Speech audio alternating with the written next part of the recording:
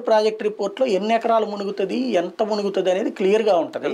అంతకు మించి 1 ఎకరం మునగడానికి చేసినా కూడా వాడు జైలు శిక్ష అనుభవిస్తాడు.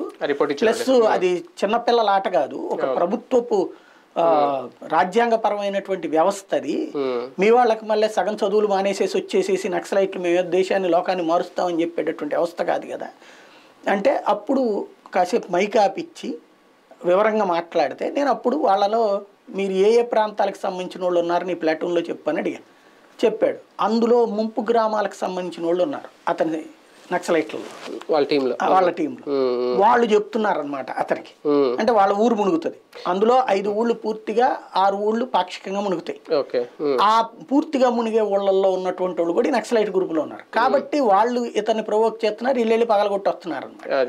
నేను ఆ మాట చెప్పి ఇది ఎవడైనా సరే ఇప్పుడు ఖచ్చితంగా నష్టం. ఎవడన్నా ప్రాజెక్ట్ అనేటువంటిది ఎవడైనా నీళ్లు నింపకుండా ఒక ఊరు మునక్కుండా ప్రాజెక్ట్ ఎవడన్నా కడతాడు. పోయి మీ నక్సలైట్ల చరిత్రలో ఏదైనా కొత్త ఇంజనీరింగ్ ప్లాన్ ఉంటే చెప్పండి, అది గవర్నమెంట్తో నేనే మాట్లాడతానని చెప్పాను.